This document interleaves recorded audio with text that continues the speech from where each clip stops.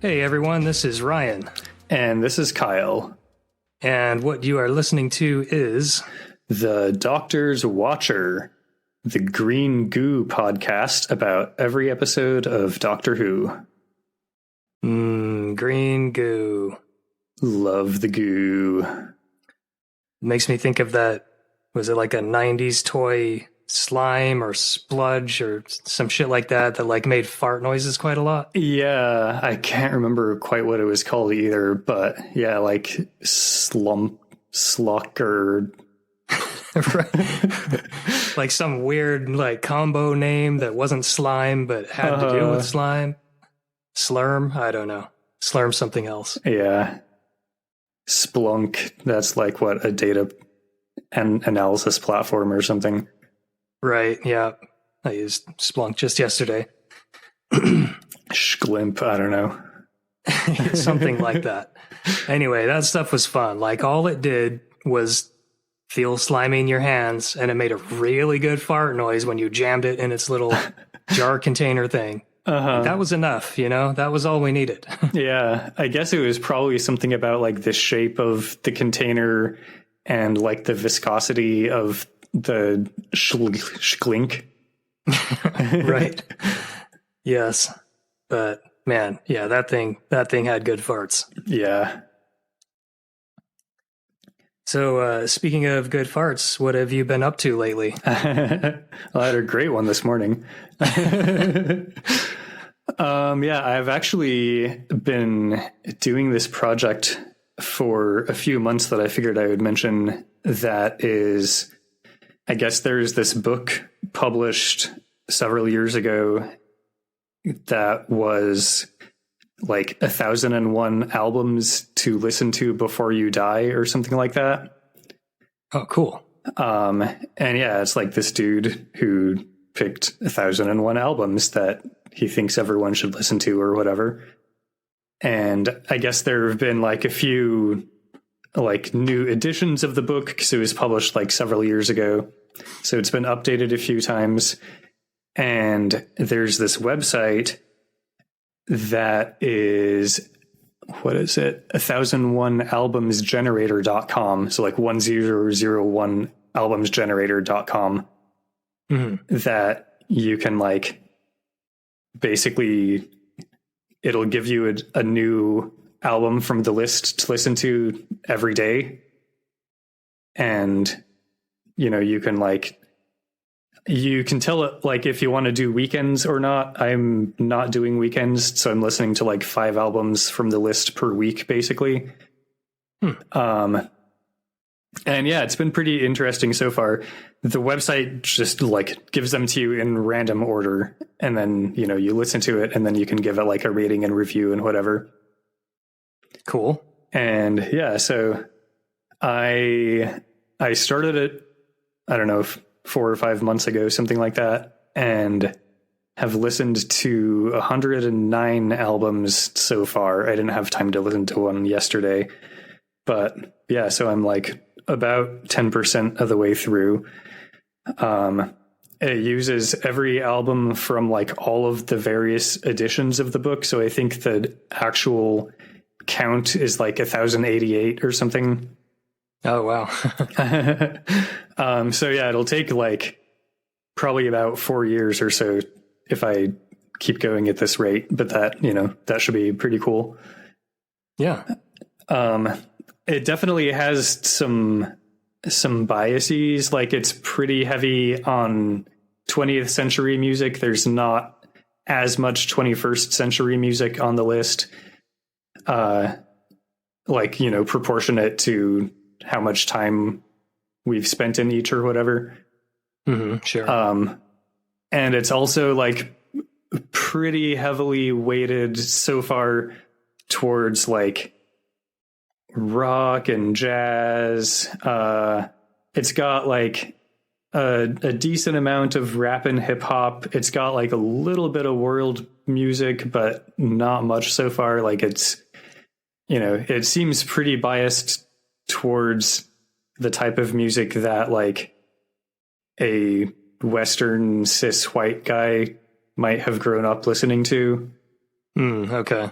which, is generally pretty good music, but, it'd be nice to have like a bit more diversity in the list, but it's still pretty fun. Nice. Yeah. That seems like it would be interesting, but I'm also worried that like, like if I did it, I'd be sitting there dragging my way through albums that, that I would feel to be a waste of time a lot of the time, I think. Yeah, there's definitely some of that. And, I am trying to fully make it through each album. There's been a few where like, the YouTube playlist is like, the special edition expanded, whatever. And like, I'll get through like the original album and be like, that's as much as I need to listen to. I don't need to get into all the expanded stuff. Right. You don't need, I don't know what, Beyonce's B-sides or whatever. Right.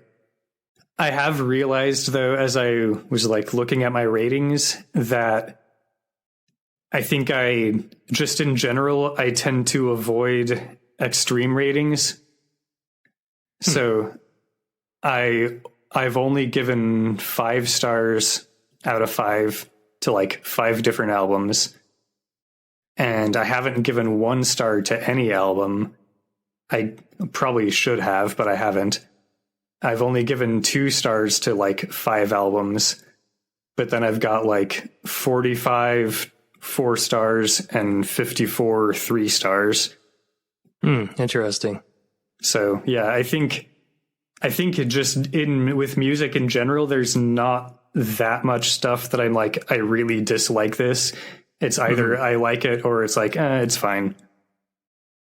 So yeah, like a kind of a bell curve would be like what I would expect. But yeah, so it's been pretty interesting. I have definitely heard like some stuff that I had never heard of before that I was like, oh, that was actually pretty cool. Yeah, I was about to ask, like, have you found any like unknown gems that were revealed to you? So just looking at the 5-star albums that I've rated so far, 3 of them I already had in my personal music collection. The other 2, those 3 for the record, are Led Zeppelin 4, Keith Jarrett's The Colne Concert, which is a live jazz album. Oh, cool. And Fuji's The Score. Nice. Those are great albums. At least the 2 that I'm aware of. I didn't know Keith Jarrett. Yeah, it's pretty cool. My sometimes piano teacher recommended it to me, and like, yeah, it's pretty rad. But then the other 2 of my 5 stars, one was the Pogues' If I Should Fall from Grace with God. Like, I was aware of and somewhat familiar with the Pogues generally, but had never really like actually listened to them, like other than, hearing Fairy Tale of New York every so often and clips and whatever here and there. So that was pretty cool to like actually listen to the full album and be like, yeah, this is like right up with the kind of stuff I like to listen to. Awesome. And then the other one was John Martin's album Solid Air, which I had never heard of, and it's a pretty jazzy, pretty cool jazz album. That said, looking at my chart, I listened to it like mid-September and I don't actually remember it now, but apparently I really liked it. Nice. Well, maybe, 4 years later from now, you can like go back and revisit it. Well, that's cool. So what have you been up to? This and that. Like, I can't remember if I mentioned last time. I think I did, that I beat Cyberpunk 2077. Nice. If I said it before, oh well, I'll say it again. The game was fantastic. I don't want to gush too much about it because I know I already have. But I had a friend that came to visit, so that was really fun. Took a couple days off, and we did a couple hikes, and we went into Atlanta to one of the art museums there, and that was really, really cool. Nice. And he's from, not from, but he lives in New Mexico right now, near Albuquerque.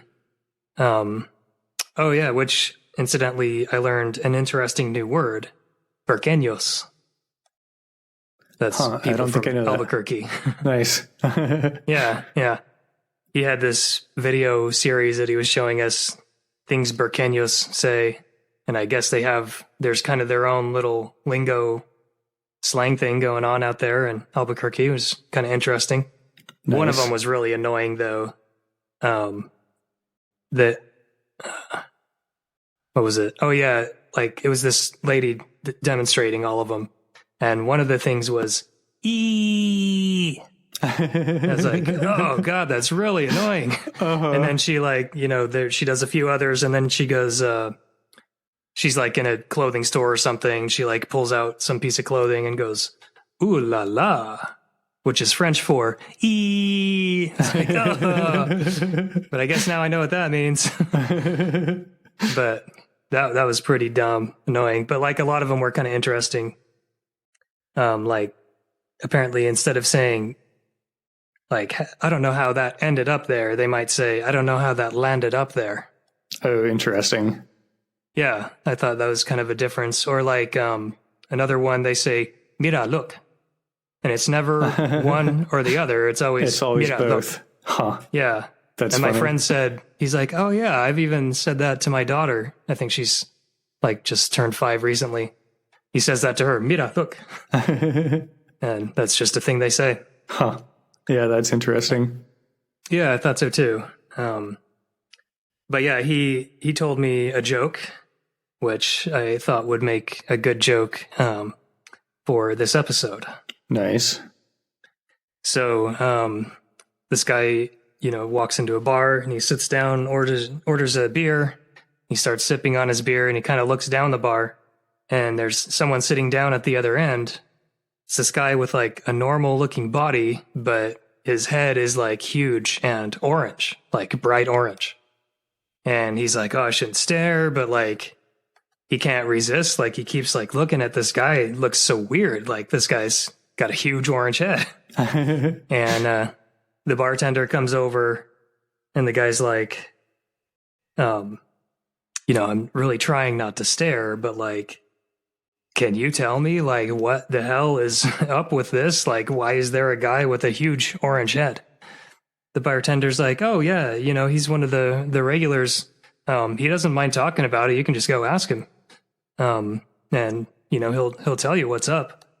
Guy's like, oh, cool. Okay. So he goes down the bar and orders the guy a drink. He's like, and the guy's like, yeah, you want to ask about my head, right? Uh-huh. The first guy's like, yep. Guy's like, yeah, I don't really mind telling the story. Lots of people ask about it and I like to talk, so I don't mind. So, one day, I was walking along the beach and, I saw a little glint in the sand and, not even thinking, I kind of kicked it. And, when I kicked it, out popped this, lamp, looked kind of brass, like it had a little design on the side. It was really pretty. So I kind of picked it up and like wiped the sand off of it. And as I did that, a genie came out of the lamp. And, just sure enough, same as all the stories, the genie was like, hey, I'm a genie. I've been trapped inside this lamp. You rubbed the lamp and now I'm out and I have to give you 3 wishes. So what's your first wish?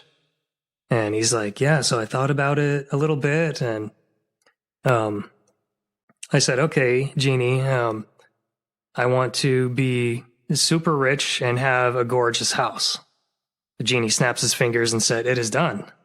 And that house kind of down the street from this bar up on the hill, that big, beautiful house, that's my house. He pulls out his wallet and opens it up and the thing's like stuffed with hundreds. He's like, this is nothing to me. I'm filthy rich. I have so much money. Here, have some money. I'm rich. I won't even notice. Guy's like, whoa, crazy. What was your second wish? So the guy's like, yeah, I thought about it a little bit more. And I said, Genie, I want, for my second wish, I want to be madly in love with and married to the most beautiful woman in the world. And, sure enough, the genie snaps his fingers and points at my new house. And, the front door opens up and out walks the most gorgeous woman I've ever seen. She walked down the steps and grabbed my hand and kissed me on the cheek and said, come home and eat some dinner, husband. I was like, holy shit, this is amazing, This genie really does grant wishes. But that's where I think I started to go wrong. The guy's like, oh, really? Like, how could you possibly go wrong? You were doing so well. The guy's like, well, for my third wish, I'm not sure about this, but I kind of think I shouldn't have wished for a giant orange head.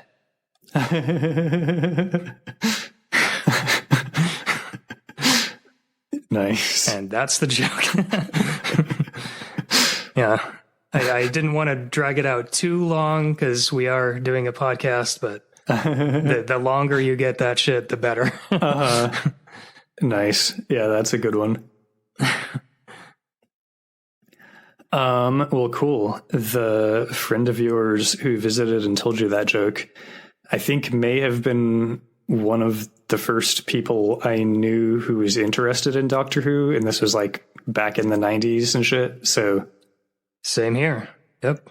Shall we get to it? Sure. Yes, much like my first exposure to Doctor Who at this friend's house, let us again expose ourselves to the world of Who.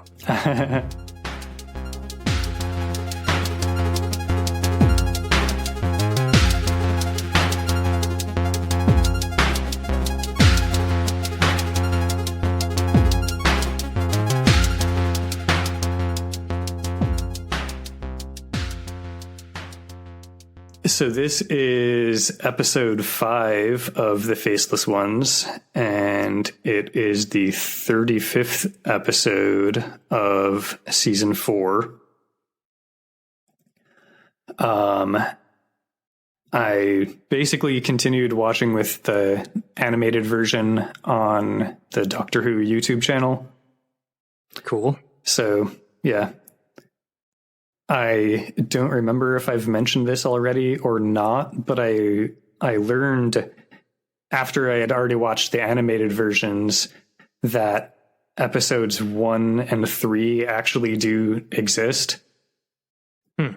But I think you might have mentioned it. I'm not sure. I guess they decided to animate the whole serial anyway. I think I read that it was the first time that they had animated existing episodes.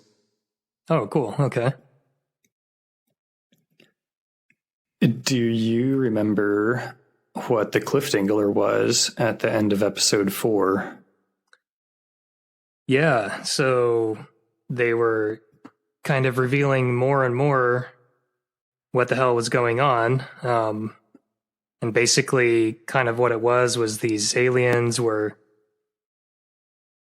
basically replicating people's bodies and stealing their place in society, kind of, and maybe not really in society, but they were like taking the shape of their bodies. Meanwhile, the actual people that they're copying were put into some sort of like coma / stasis state and hidden away in packing crates. And I believe it was the Doctor and Ben and the lady whose name I forget that was hunting for her brother. Samantha. Samantha, that's right. They were kind of captured and brought to, I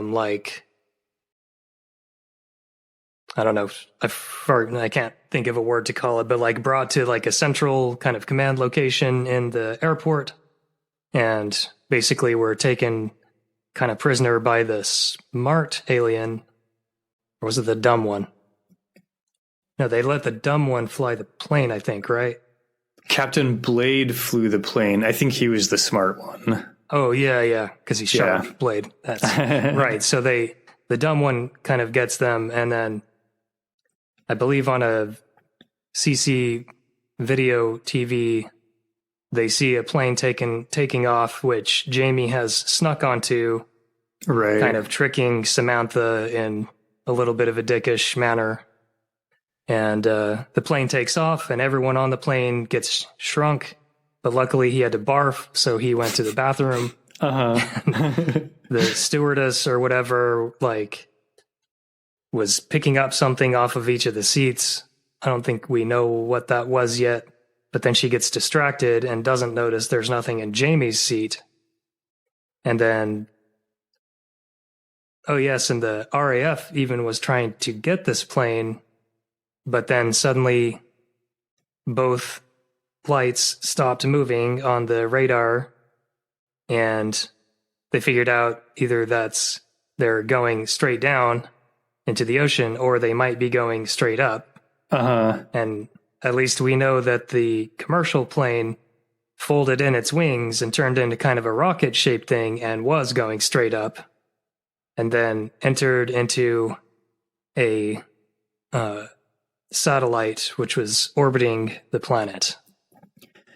Yeah, and we got to see, at the start of this episode, we got to see the last couple minutes of that episode again.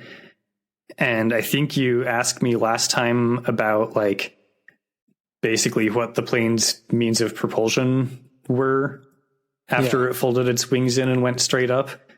So, like, I watched for that this time, and this is the animation. I don't know how this was depicted in the original, but in the animation, there's basically no visible means of propulsion.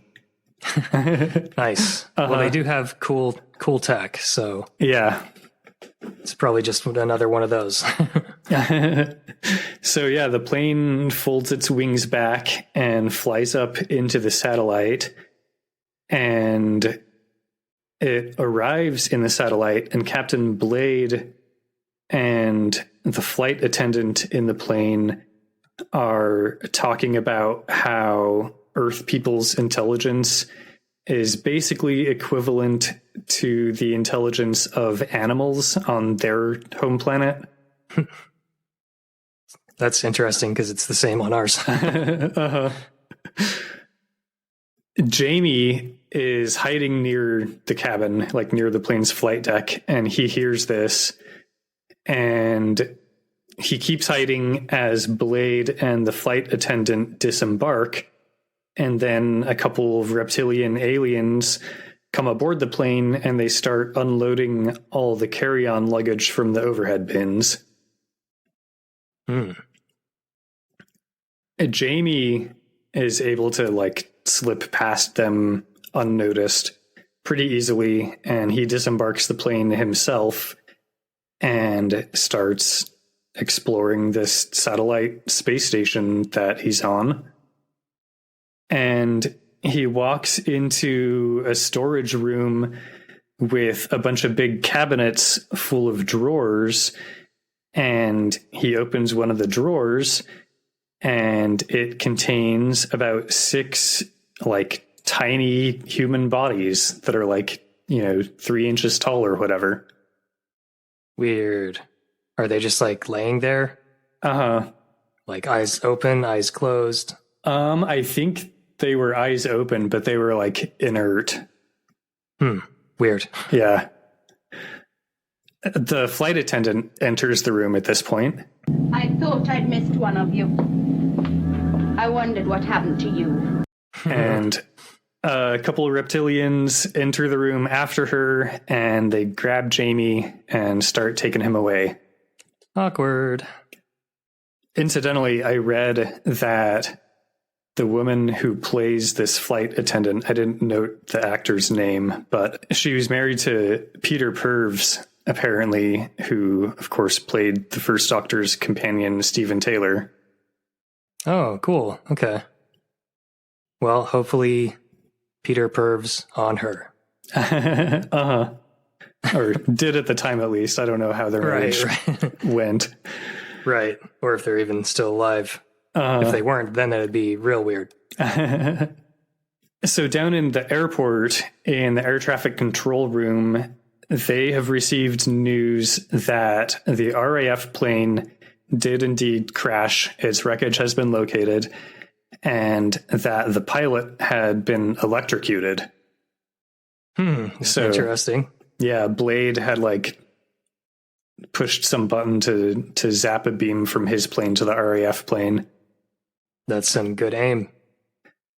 The doctor asks the airport commandant if he still believes that they're dealing with people from Earth.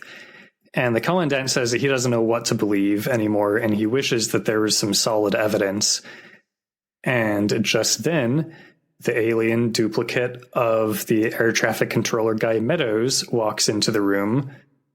And the doctor's like, I think your evidence may have just arrived. So he goes to question Alien Meadows, and first he shows Alien Meadows the armband control device that the doctor recovered from the medical center. Meadows, of course, claims to not know what it is. So the doctor asks him to roll up his shirt sleeves, and he refuses. He's like asking the commandant, like, do I have to take orders from this fucking guy? And the commandant gets the doctor to explain like what his theory is, basically. So the doctor tells him about how the chameleon reptilian aliens are replacing airport employees with body doubles. So the commandant's like, all right, yeah, dude, go ahead and roll up your shirt sleeves. But Alien Meadows won't do it. He just gets up and like makes a break for it.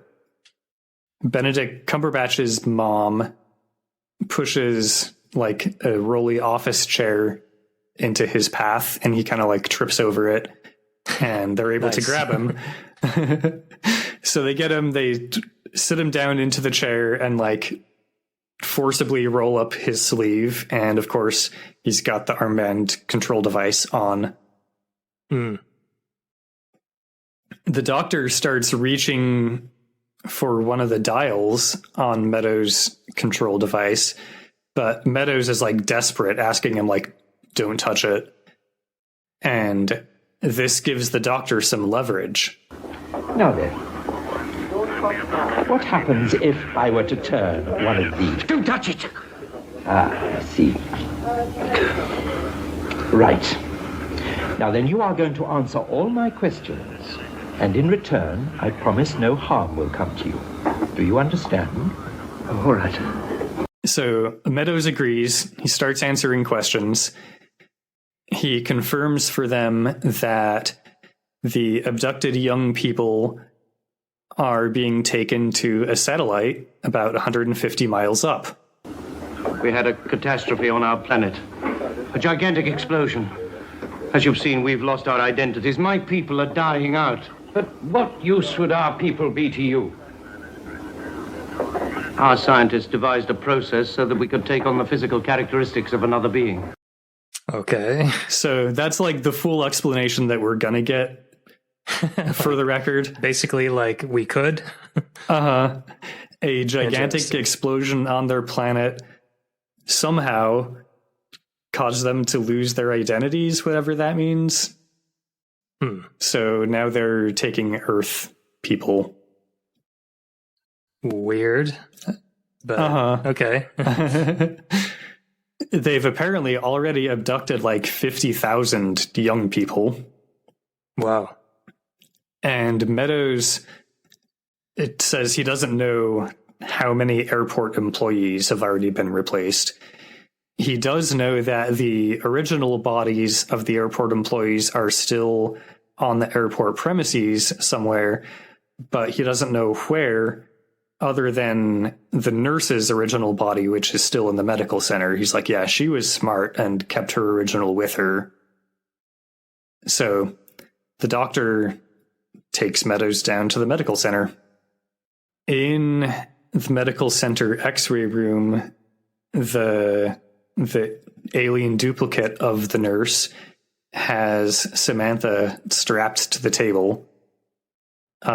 She's preparing for the duplication process on Samantha. And she's talking to Captain Spencer, who's the dumb one over their like FaceTime CCTV screen, telling him that they need to use Samantha as an original in order to get one of their own people near the doctor so they can kill him. But this conversation's interrupted by someone entering the main room of the medical center. So she goes to see, and of course, it's the doctor with Alien Meadows and a couple of police officers. Nice. The airport police restrain the nurse, and the doctor rolls up her shirt sleeve, and of course, she's got the armband control device on.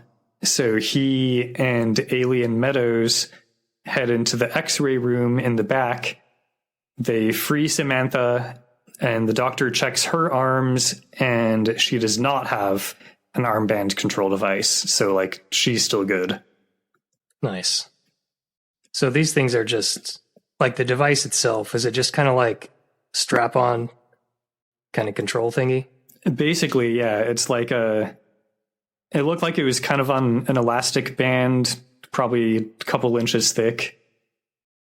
And so, like, if the aliens like really wanted to screw over an original, they could just put the armband on and then no one would trust them. Oh, that's a good point. Yeah. They just don't like turn it on or whatever. Just like slap the armband on. Yeah. Look at this guy. He's one of them. Uh-huh. So the doctor and Meadows, Alien Meadows, start rolling investigation checks in the X-ray room, and Meadows opens the cabinet that the nurse's original is stored in, and it's still there. It's still like comatose body of the nurse.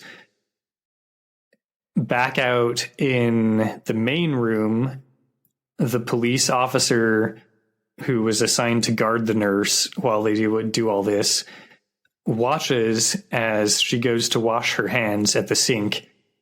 But then when she's drying her hands, apparently she has a ray gun hidden in the towel. Because she like dries her hands and then turns around with the ray gun and vaporizes the airport cop. Whoa. Nice move. Uh-huh.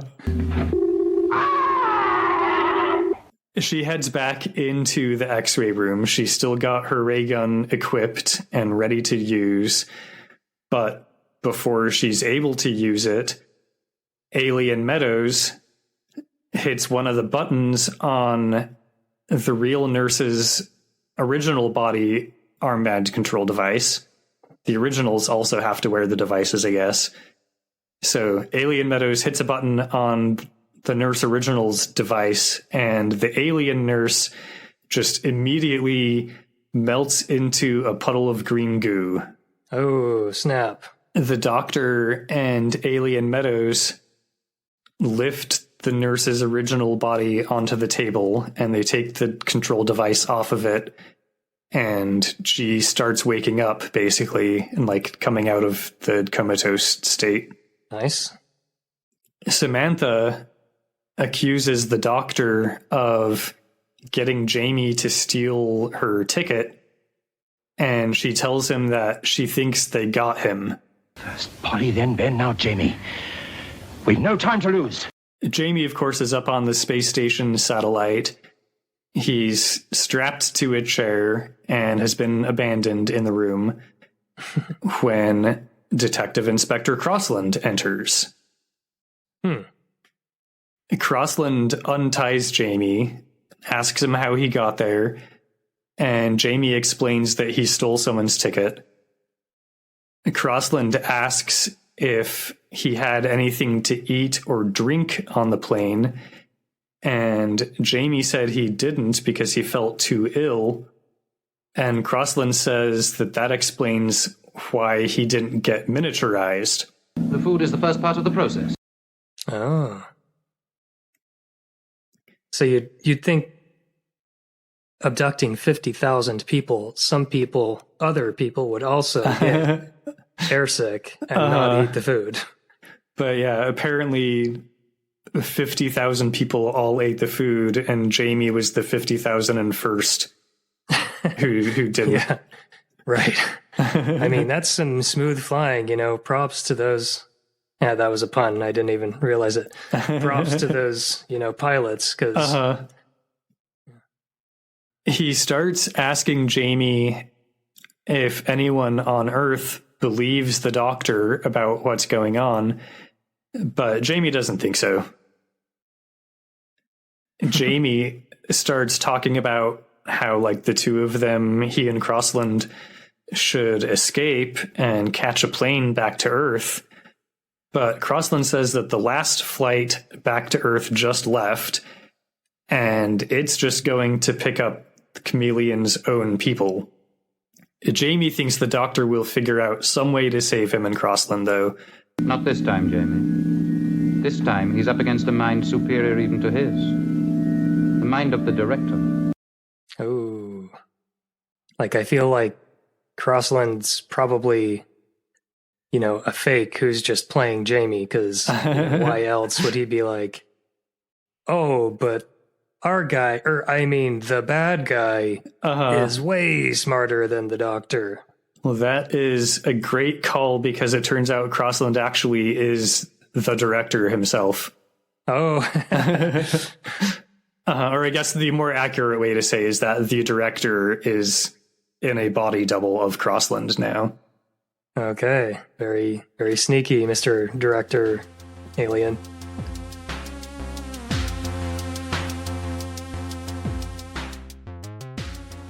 Are you struggling with the stresses of modern life? Here is an easy solution for all of your problems. First, relax. Then, open up your browser or your podcast listening device.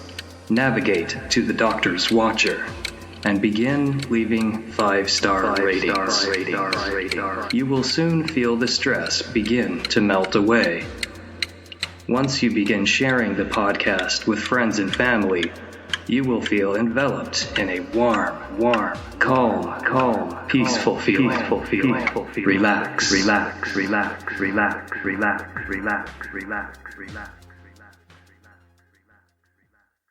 Back down in air traffic control, the Commandant is issuing orders for, like, the area of the radar that they saw the Chameleon flight disappear from, that they should, like, closely watch that area in case it reappears, because a Chameleon flight is due to be arriving at the airport soon. So they start watching the radar. The Doctor has brought the Commandant a stack of personnel files that he found in the medical center. So he thinks, like, these are all the airport employees who have been body doubled. So the Commandant's like, cool, we'll have them all arrested. But when the Doctor realizes that the arriving Chameleon flight is scheduled to be their last flight of the season, he asks the Commandant not to have all the body doubles arrested just yet. Somewhere in outer space, there are 50,000 young people, 3 of my friends amongst them, and somehow we've got to bring them back. I want to get on this last flight, which means the Chameleons must think that everything is going according to plan. So basically, okay, we can't arrest him yet because we don't want to tip him off that we're onto them. He asks Alien Meadows if, like, theoretically, if he could become a different person, and Meadows confirms. Yes, some of our people have been processed twice. So the Doctor's plan, basically, is to get onto the flight pretending to be a chameleon himself.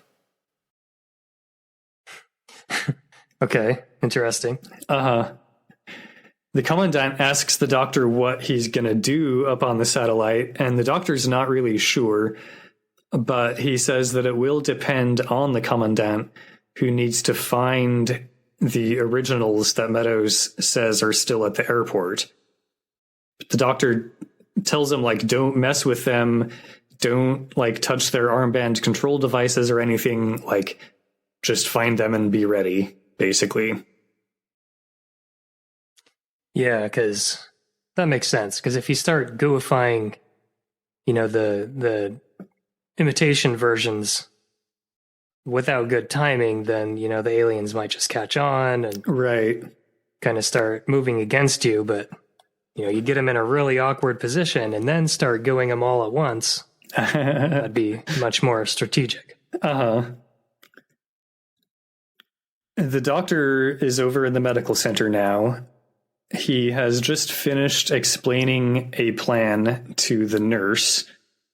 And just then Captain Blade shows up. And when he sees the doctor there, he pulls out his ray gun. How very convenient. Lock the door. No, don't shoot. This is Meadows. He had to be reprocessed. So the doctor, pretending to be former alien Meadows, says that the doctor got too suspicious of him as Meadows, so he captured the doctor and they reprocessed him. Oh, okay. Blade seems a bit sus, but he basically just says that it's a shame that they don't have someone working in air traffic control anymore, but good that they have access to the doctor's brain. Yeah, fair. He asks where the doctor's original body is, and the doctor basically just says that it's in a safe place, and if Blade will tell him where the other originals are all stored, he'll take it there. But Blade's like, dude, there's no time for that now. The flight's leaving in like 15 minutes. So we cut back to air traffic control. There's kind of a series of quick cuts where first they get a message from airport police that the Chameleon flight is boarding. It's all adults. It's mostly airport personnel. And the doctor did board it along with the medical center nurse. We get a cut of the plane requesting takeoff clearance. And then we get a cut of the plane like already in the air. We see its wings fold in and it, makes its turn to fly straight up. Mm-hmm. And then we see like the person in air traffic control watching the radar, noting that it's gone stationary and it's fading away. So that indicates that it's rising above the radar envelope. And the commandant is ordering a search of the airport. Bumber Snissel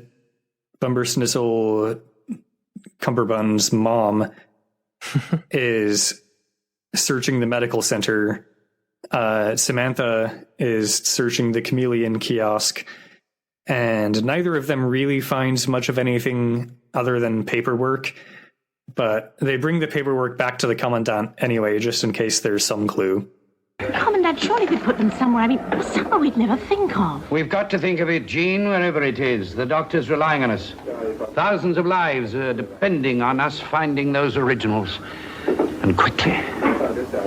The airplane arrives in the satellite, and Captain Blade informs all the passengers that, owing to the complete success of our operation, living space on our satellite has had to be used for our cargo. Therefore, quarters will be reallocated. Report to the accommodation center for instructions. The doctor and the nurse kind of wonder whether Blade might suspect them, but they decide to just follow all the other airplane passengers who presumably know where they're going and which way to the accommodation center. Right. Alien Crossland, of course, the Chameleon director, is tuning the armband control device on the newly processed alien Jamie. One thing that we noticed with Crossland, I didn't mention it earlier, but it's very obvious with Jamie, is that when they make these doubles, they don't seem to pick up their original's accent. Oh, interesting. Yeah, they get like all of their knowledge and stuff, but they just speak in like standard BBC accent. Weird how the alien technology picked up this very generic British accent somehow that it like defaults to. Yeah, I'm sure like Gordon and our other British listeners could probably tell you like exactly what that accent is. All I really know is like it sounds like standard British. Neither Crossland nor Jamie sounds like a Scot anymore. I wonder, as a quick side note, like, is there because like, you know, back in the day in American television, they had that mid-Atlantic accent. Oh, sure. That kind of like sounded half New York, half English in a weird way. It wasn't really a real accent, but it was kind of this affected thing that they did so as not to be too specific for anywhere. I wonder if like there is sort of a just accepted generic British accent, and also if so, is that classist? Because like I bet it's, you know, tends toward the upper class, right? You know, sure. rather than your lower class worker type accent. Yeah, definitely. And yeah, like I feel like, you know, over here there definitely is, we don't really call it like mid-Atlantic anymore, but there definitely is still like a radio accent kind of, or like NPR accent. Yeah, totally. Sort of meant to be just like generic American. I feel like they do it less than they did like 20 years ago. They're definitely like, they let their announcers kind of speak in their own voice a lot more. Yeah, sure. Definitely. But yeah, I would also note again that standard NPR radio person accent does not sound in the least colloquial. Yeah. I guess maybe like that's the thing is like, you know, interesting people sound colloquial and, you know, educated, moneyed folk sound not so colloquial usually. So Blade enters the room. He tells the director that he's discovered that the doctor and Nurse Pinto are imposters and he wants to destroy them. The director asks Jamie what he knows about the doctor. He is not of this earth or this century. He has traveled through time and space. His knowledge is even greater than ours. Blade thinks that the doctor is dangerous and should be destroyed, but the director's like, no, he should live, but as one of us. Yeah, interesting change of course there. So the doctor and Nurse Pinto, which I guess that's her name, I don't know. I don't think we ever were like introduced to it. It just kind of, we hear it in passing. But the doctor and Nurse Pinto follow the other passengers for a few minutes, but then they kind of slip away from the group and start searching for the 50,000 abducted young people. And as they walk through the corridors of the space station, they run into Captain Blade. Captain Blade, we're carrying out your instructions. We're looking for the accommodation center. My instructions don't apply to you. You two won't be needing living space. Ooh, ominous. Yeah, that's a pretty sinister thing to say. Nurse Pinto and the doctor turn around, and there are several aliens behind them, some of them in chameleon reptilian form and some in human form, and all of them pointing ray guns. Dang. And with this, the music plays and the words say Doctor Who, Patrick Troughton.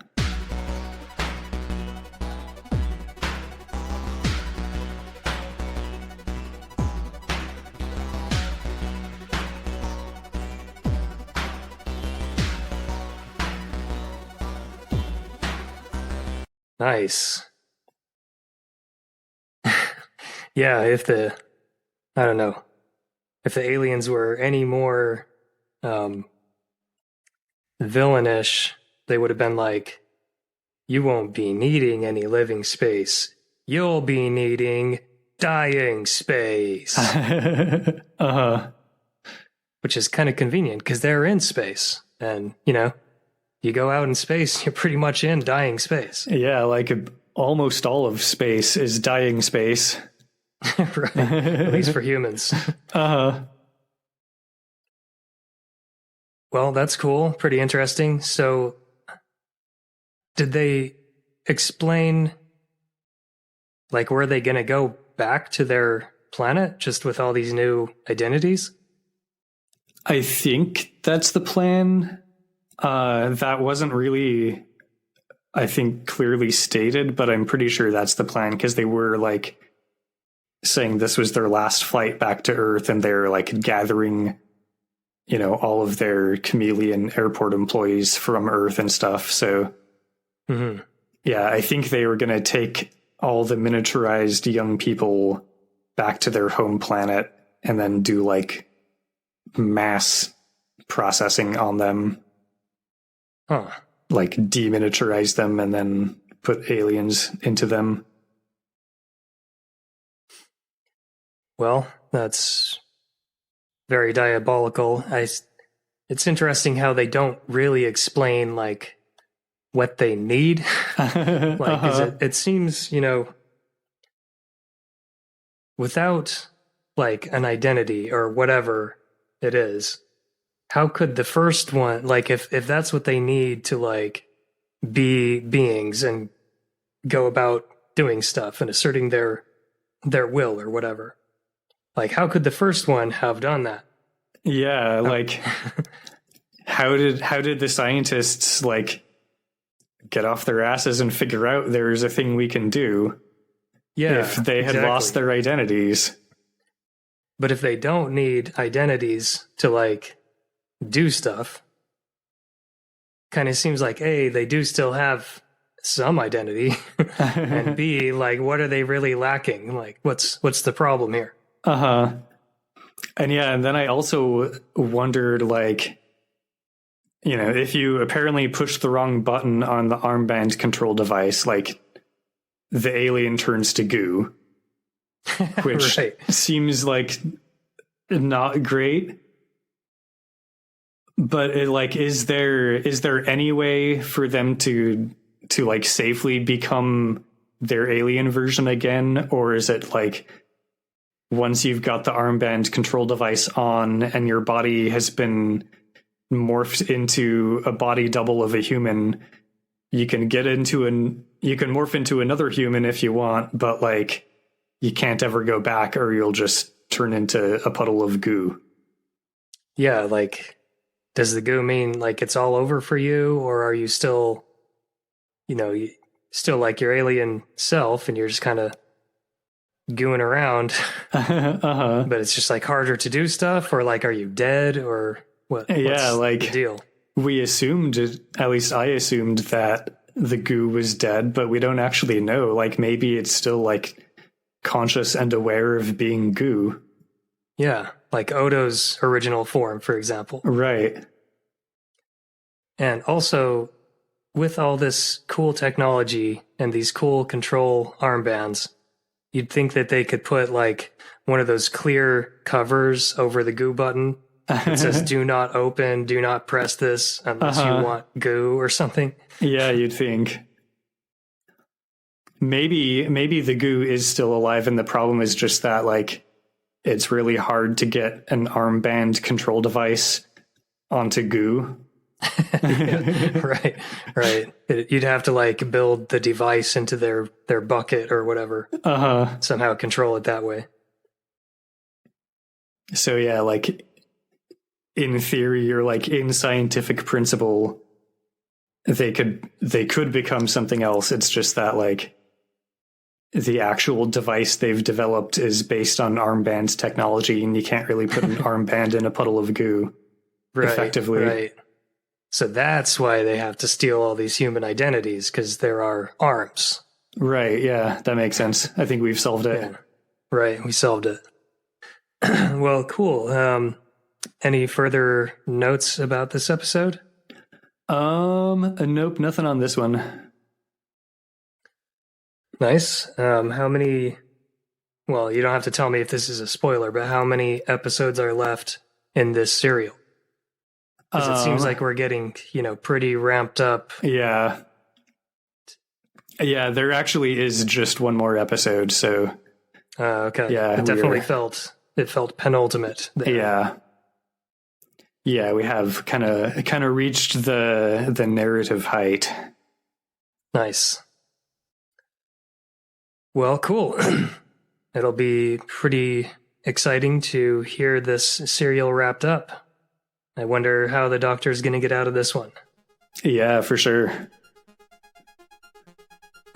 Well, thanks, Kyle, for describing this exciting penultimate episode to me. Indeed, and thanks for listening to me talk all about the Green Goo episode of Doctor Who. Indeed, and all the splurch that it involved. Uh-huh. Yeah, I guess there were no fart noises because they didn't have, like, a container to shove the nurse's goo into. Right, and no wonder they're dissatisfied with that. I mean, that's an obvious issue. Uh-huh. Well, thanks, listeners, for listening to our goo discussion and our splorked splash discussion. Indeed. If you have any friends who might be interested in goo and or schlecht, then tell them about this podcast. Indeed. Perhaps you could even just send them a link to our Blue Sky account, Doctor's Watcher at Busky, or Doctor Watcher, I think, at Busky. Indeed. If they have questions, that's doctorswatcher at Gmail. And if you... I shouldn't say that. I was about to say if you don't have friends, but we want to be nice to our listeners. If you want to spread the word even farther and wider, then you can leave us a 5-star rating and review on the podcast rating and review platform of your choice. Indeed. It would be greatly appreciated. And with that, dear listener, we will hear you in 2 weeks for the exciting finale of The Faceless Ones. Splorch!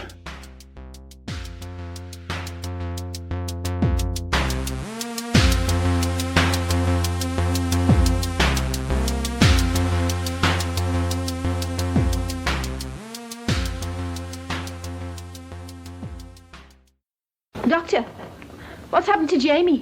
What on earth are these doing here? Dr. Jamie wasn't anywhere near the kiosk last time. Look, you're not listening. I think they've got Jamie. Jamie, where? Well, you should know. You got him to pinch me ticket. Pinch your ticket? To stop me from going to Rome. Oh, you mean Jamie has... Has gone in my place. First Polly, then Ben, now Jamie. We've no time to lose.